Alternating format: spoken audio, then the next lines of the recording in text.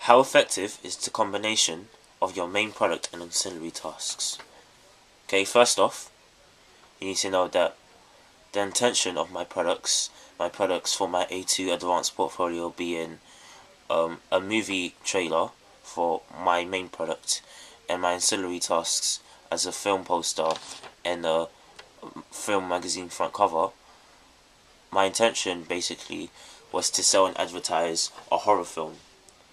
that I had created through the use of constructing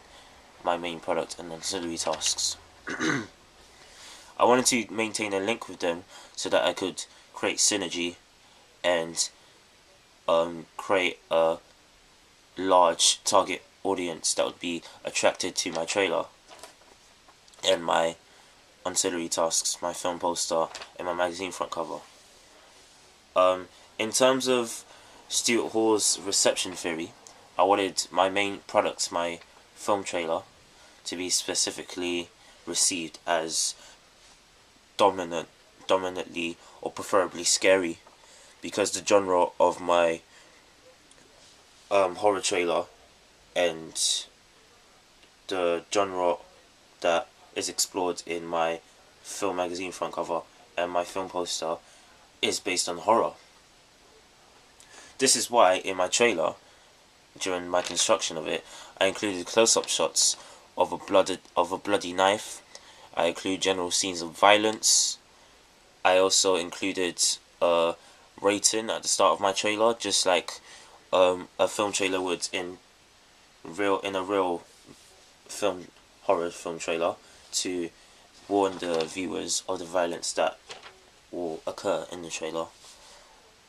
But however, my unique selling point was to base a narrative around bullying, ergo make my film partially, in terms of Stuart Hall's reception theory, have a negotiated meaning, because it can explore deeper questions about the film that go beyond the use of violence, as the antagonist in my film starts out as a victim of bullying who comes back after he's died to avenge his death by killing off the bullies that attacked him. This makes people question more what exactly is the film about. Is it about your inner demons? Is it questioning who's more of a monster, the victim or the bully? Is it mentioning who's more of a bully, the victim or the monster? Also in my trailer, I wanted my student audience, that's being my target audience, to be attracted to the idea of bullying, because bullying typically will take place in the school. Therefore, I knew that this narrative would attract audience appeal and make sure that my key demographic, which is a Group E, students and young people, mainstreamers, would be enticed by the content of my trailer and would be encouraged also to read the contents of my magazine front cover because it features the film, and also be intrigued by the slogan that I used in my film poster, that being bullied can scar you for life. All of these together was my way of communicating my unique selling point, and I knew that this would be effective as a USP in exploring aspects of social realism, which is quite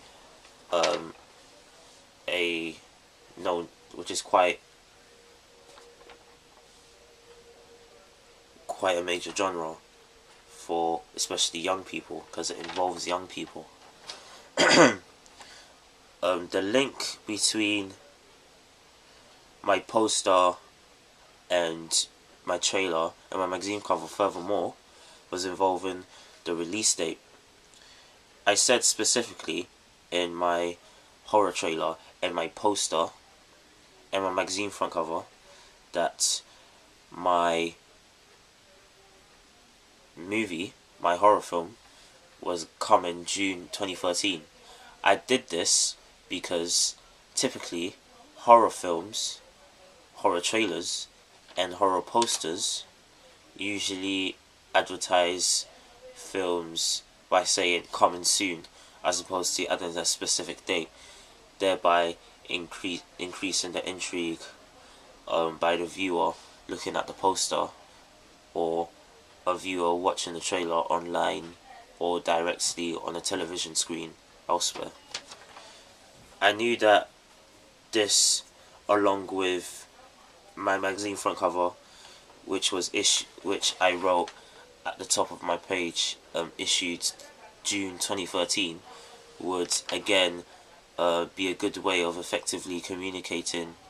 the release date of my main product of my my horror film, through my main product and my ancillary tasks. Secondly, I try to communicate effectively between my main product and my ancillary tasks by adding a pull quote from my magazine front cover to my poster, saying that the film, entitled The Unexpected, the film trailer, was a must-see slasher horror. And in addition, in my trailer, I included a pull quote from my magazine saying the same thing. This would make sure that there was more communication throughout my main product and ancillary task, and strengthen the link between them. I try to effectively communicate an enigma and mystery through my main product and ancillary tasks by, first off, the costume and props of the antagonist, which are specifically a white mask and a knife. I used a knife specifically to reinforce the fact that my film, my horror trailer, was a slasher horror, and I used a mask to reinforce the enigma of the antagonist, as in my trailer he isn't shown in complete form frequently. Therefore, it creates intrigue and will attract the audience who are familiar with this common representation of such a character. I was inspired by the character of Jason Voorhees in the Friday the 13th film series, which is also a slasher horror. So I knew that from examples like this, my audience would be generally quite attracted to this. And in terms of the users and gratification subsection theory of personal identity and personal relationships, they would relate to this because they've seen horror films like this before in the past, classical ones. I also try to use tracking shots in my trailer, and I used this in order to create intrigue, and specifically throughout my main product, my film trailer, and my poster and magazine front cover, I used close-up shots at eye level of my antagonist. So this would create mystery, and according to Bart's enigma theory, it would attract greater appeal because people are intrigued by this idea of a faceless, violent slashing killer. Furthermore, to develop the communication between my main product trailer, and my ancillary tasks, I would use more dim lighting to obviously evoke the image of a classic horror, which is dark, and create that and reinforce that image that it's quite sinister and scary. And I will try to include more establishing shots in my trailer, And as well as that, just in my poster, in my magazine front cover of the setting I filmed it in, and film it in with iconic views that people remember, because we have to remember that in my main product and my ancillary tasks, the mise en scène is just as important as the contents of it. So during my audience feedback for my main product and my ancillary tasks, I found out that aside from the knowledge in my trailer, for example, that the setting was a school because it was filmed by lockers,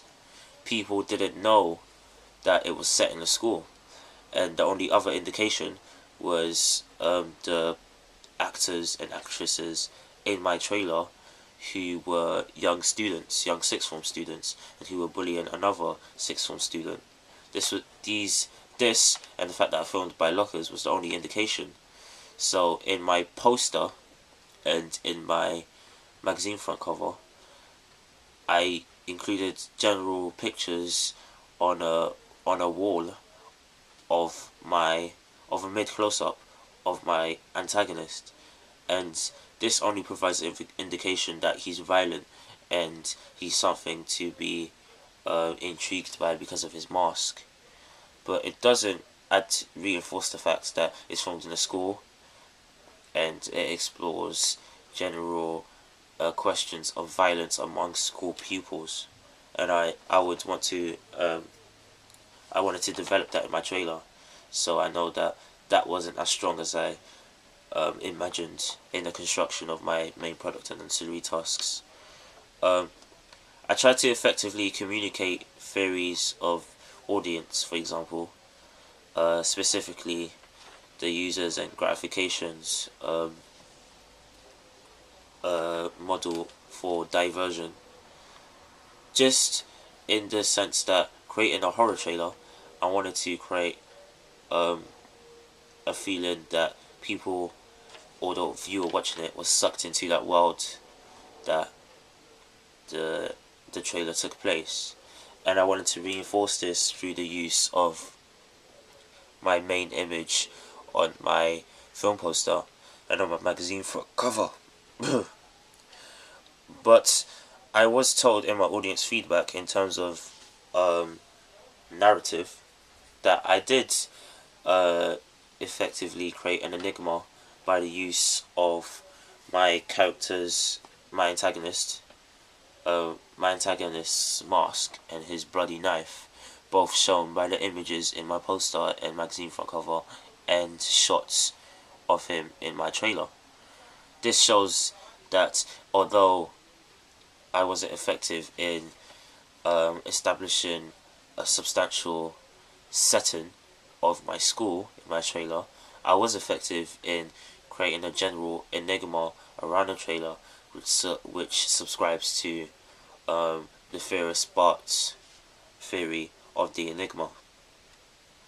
I also knew that in terms of Freud's uncanny thesis, that I created the feeling of strangeness and intrigue that my audience were enticed by, because I was told that they were generally attracted to the whole sinister feel of my trailer.